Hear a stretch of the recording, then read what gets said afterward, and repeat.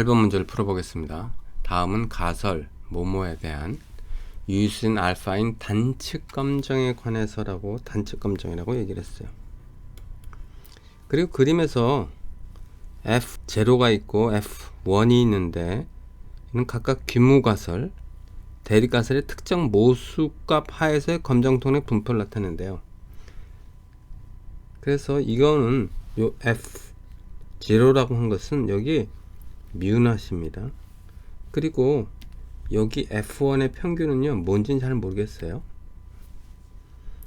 자, 그 다음에 여기 임계값 크리티컬 밸류가 있죠. 크리티컬 밸류가 여기 있습니다.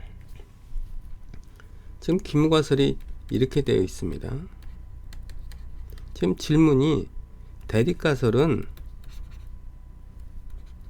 이렇게 되어 있을까 아니면 이렇게 되어 있을까 라고 지금 질문하는 거예요. 어느 것이 맞을까요?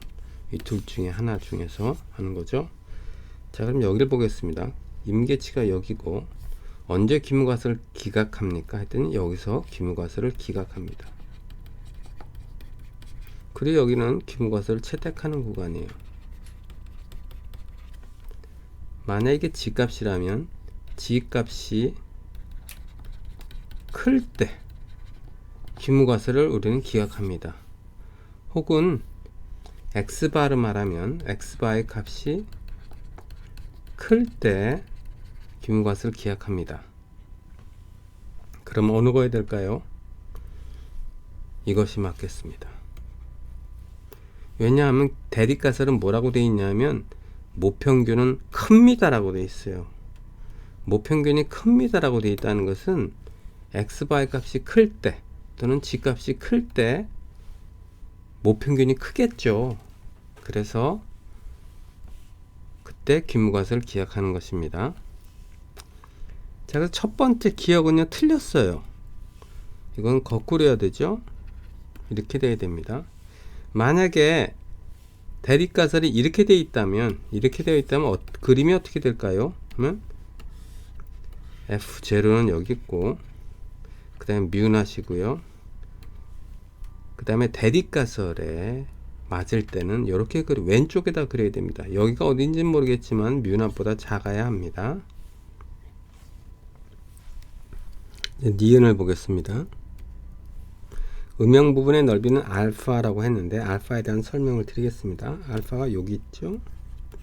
근데 알파를 설명하면 먼저 이 표를 간단히만 볼게요.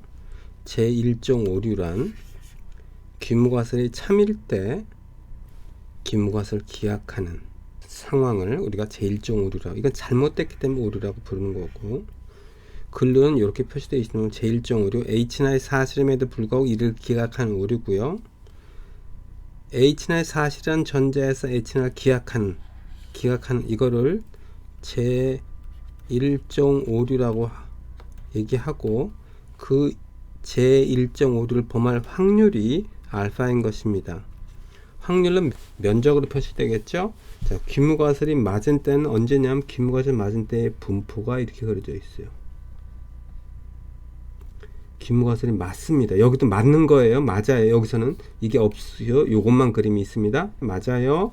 그런데 우리는 귀무가설을 그때 기각해야 됩니다. 여기에 대해서. 왜냐면 기각하기로 했으니까.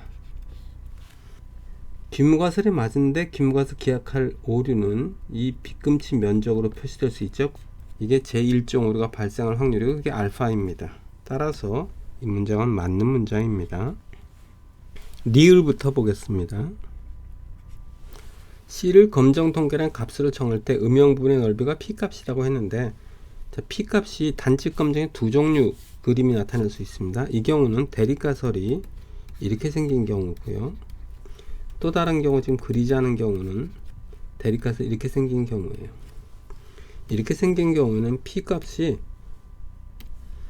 어떤 G값이 나왔을 때, 제가 이건 다른 거고요. 이 G값이 나왔을 때 그거의 오른쪽 빗금치 면적이 P값입니다. 만약에 이런 경우는 어떻게 되느냐 하면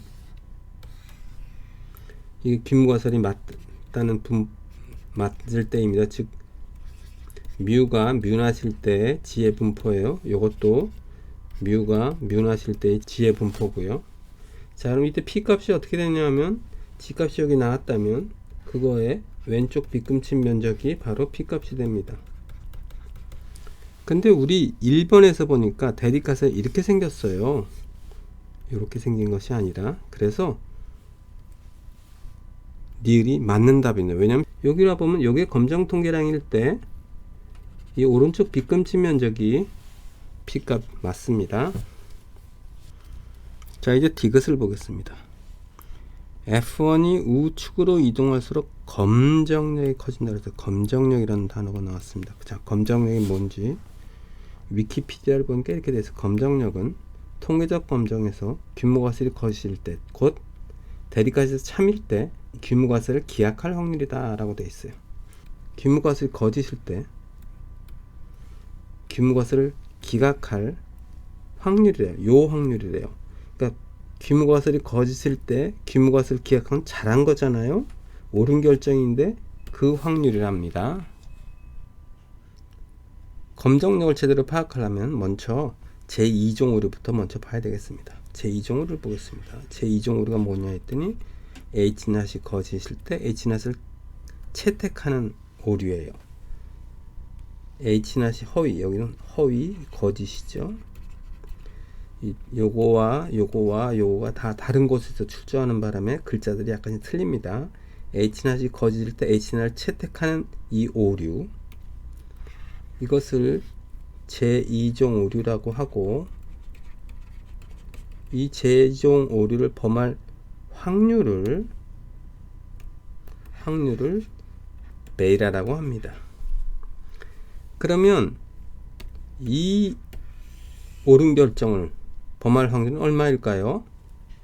하면 계산해보면 확률부터 계산해볼게요. H낫을 기각하는데 전제가 뭐냐면 H낫이 거짓이에요.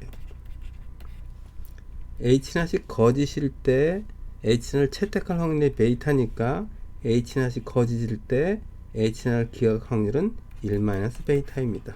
왜냐하면 H낫이 거짓이죠. 그 중에 H낫을 채택할 수도 있고 H낫을 기각할 수도 있는데 H낫을 채택할 확률이 베이타니까 H낫을 기각할 확률은 1-베이타가 됩니다. 자, 그럼 이 베이타를 이 그림에서 한번 찾아보겠습니다. H낫이 거짓일 때, 즉 대립가설이 맞다는 뜻입니다. 어떤 상황이냐면 이게 맞다는 거예요. 이게 맞을 때 H낫을 채택한대. 언제 채택하죠? 우리가 커트란 임계치를 여기로 정했는데 채택을 여기서 하기로 했어요. 이게 맞는데 채택하는 부분은 어디입니까? 요 면적이죠. 그 확률은 요게 베이라입니다. 그러면 1-베이타는 어떻게 될까요? 1-베이타는 검은색으로 칠해야 되겠네요. 요 빨간 크리티컬 밸류의 오른쪽 빗금친 검은 면적이 1-베이타가 됩니다. 지금 이 질문이면 F1이 우측으로 이동할수록 검정력은 커지나, 즉 1-베이타가 커집니까? 라고 질문한 겁니다. 자, 이 오른쪽 그림을 보도록 하겠습니다. 자, 오른쪽 그림에서 지금 이 빨간 선이 여기로만 F0예요. 이 푸른 선이 F1입니다. 즉 대립가설이 맞을 때예요. 자, F1이 우측으로 여기서 우측으로 이동시켜 볼게요. 우측으로 이동시키려면 대립가설에서 모집단의 평균이 오른쪽으로 이동하면 됩니다. 자, 여기서 보면 F0와 F1이, 특히 F1이요, 특정 모수값에서의 검정통계의 분포거든요. F1이 특정 모수값, 여기일 거예요.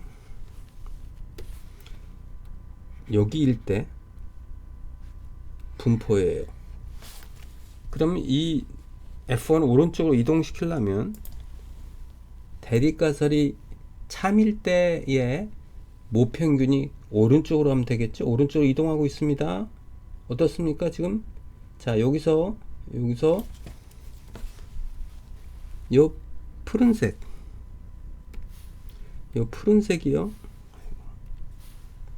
요 푸른색이 뭡니까? 베이타예요.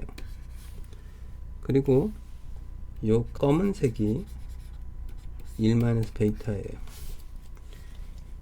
이제 F1을 오른쪽으로 이동시켜 볼게요. 즉 규모가설의 뮤 값 오른쪽으로 이동시키면요, 이제 베이타 값이 어느 거냐 되냐 하면 요게 되겠고요.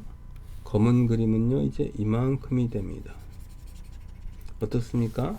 1-베타가 커짐을 확인할 수가 있습니다. 즉 검정력이 더 커짐을 확인할 수 있습니다. 그래서 이것도 맞는 답입니다. 그 답은 4번입니다.